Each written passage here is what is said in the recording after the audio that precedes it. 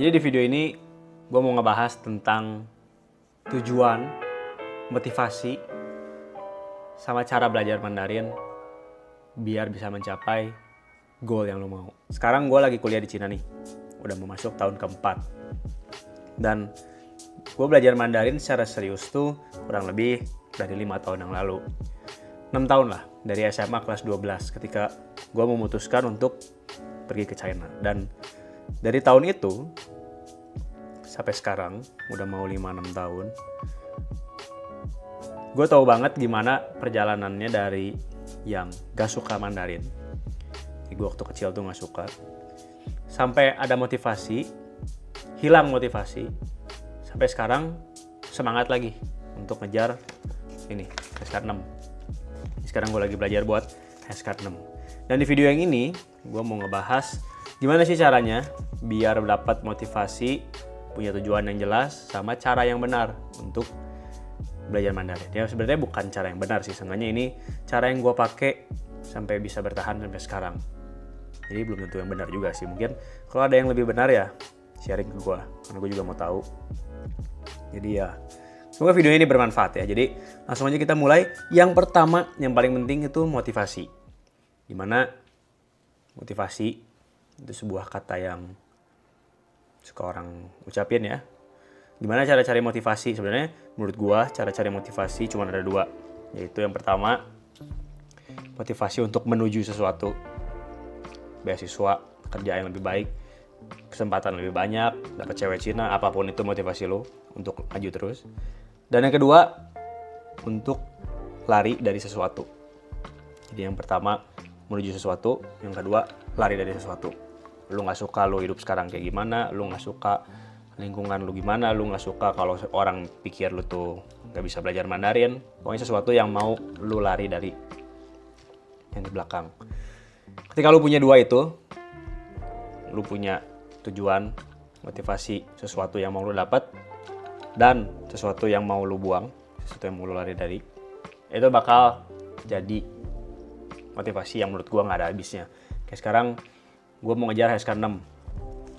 Ini susah. Harus ngapalin 5.000 kata. Soalnya juga susah. Gue udah lihat soal HSK-nya dan kalau dilihat sekarang emang susah. Tapi yang bikin gue motivasi ya ketika gue punya HSK6, gue bisa daftar universitas yang mana aja. Gue bakal punya kemampuan bahasa Mandarin yang bisa mendukung karir gue. Dan gue bisa meninggalkan diri gue yang sekarang, dimana diri sekarang tuh lebih inferior, lebih di bawah daripada diri gue yang gue tahu ketika lulus HSK6 bakal lebih baik gitu. Jadi ya kurang lebih hidupnya bakal lebih baik kalau bisa HSK6. Kurang lebih kayak gitu. Itu yang pertama, motivasi. Yang kedua, tujuan. Gimana cara cari tahu tujuan? Sebenarnya tujuan ini sangat-sangat personal ya, tergantung dari lu sendiri. Cuman gue dulu sih tujuan gue cuma satu ketika kelas 12, yaitu dapat beasiswa di Cina. Karena kalau dihitung beasiswanya tuh dapat 2.500 RMB, dimana itu adalah kurang lebih 5 juta per bulan untuk biaya hidup, dibayarin juga dormnya sama tuition fee-nya juga gratis. Jadi lu bayangin 5.000 per bulan, 5.000 kali 12, 60 kali 4, 240 juta.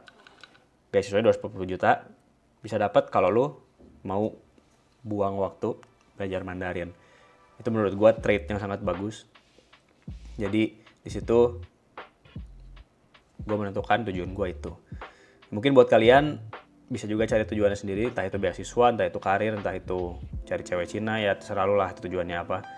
Tapi dengan lu tahu tujuan itu, seenggaknya lu tahu aim lu tuh kemana. Lu membidiknya tuh kemana, harus jalan kemana. Karena kalau nggak ada tujuannya ya lu jalan aja, cuman bisa jadi itu muter-muter, belok-belok, tapi nggak tahu mau kemana gitu. Itu yang kedua.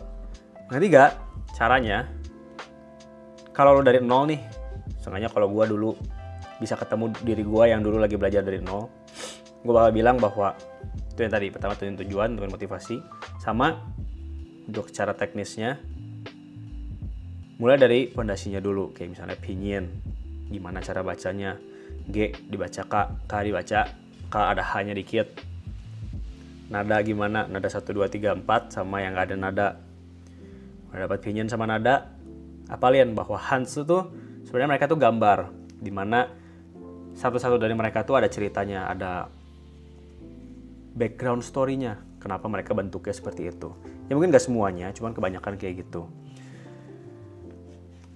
Dengan begitu ntar gue bisa lebih cepat ngapalin Hans-nya. Habis itu apalin dulu Hans yang sederhana yang sering keluar, kayak saya, kamu, dia, makanan, benda-benda yang sering ada.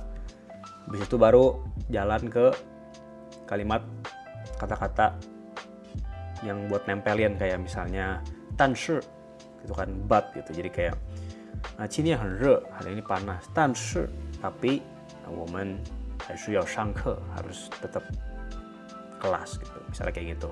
Jadi menggabungkan dua kalimat. Jadi setelah di pondasi, cara bikin kalimat sederhana, cara menggabungkan kalimat sampai akhirnya boleh menyebar lagi ke kata-kata yang lain. Itu caranya. Bisa juga sekarang udah canggih, bisa pakai ChatGPT, bisa pakai DeepSeek. Cuma sejauh ini DeepSeek yang paling pinter ya menurut gue. Habis itu bisa juga tanya-tanya ke temen atau cari orang Cina gitu, bisa lewat HelloTalk, bisa lewat WeChat, bisa lewat Douyin, apapun itu. Gue dari sana lakuin tiap hari. Kayak sekarang gue ini ngapalin, kayak gue berusaha tiap hari seenggaknya 1 lembar kelewat gitu. Dan ini ada sekitar 17 lembar dan masih ada 2 lagi yang kayak gini. Jadi ada 3. Jadi 3 kali 17 41. Benar gak sih? 17 kali 3. Ya benar. Salah deng, 17 kali 3 berapa sih? 17 kali 3, wah udah gak tahu gua. Ya segitulah kurang lebih, 51. Dan kalau sehari 1 lembar ya berarti 51 hari aja gitu hafal semua. Ya semoga aja.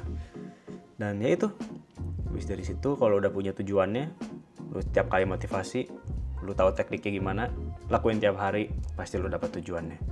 Dan kalau lu misalnya pengen belajar dari nol, tapi pengen belajar secara mulus tanpa pusing, gue emang ada bikin juga namanya Mandarin 101.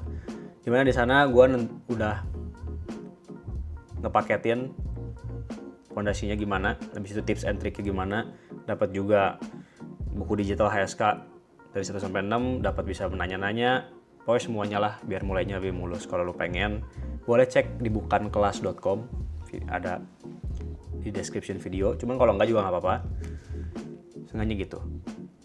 Jadi kalau kalian pengen belajar Mandarin, sekarang bukan waktu yang buruk, malah mungkin yang terbaik untuk mulai belajar Mandarin. Itu aja video kali ini, semoga kalian berhasil. Nanti kita ketemu lagi di video berikutnya. Dadah.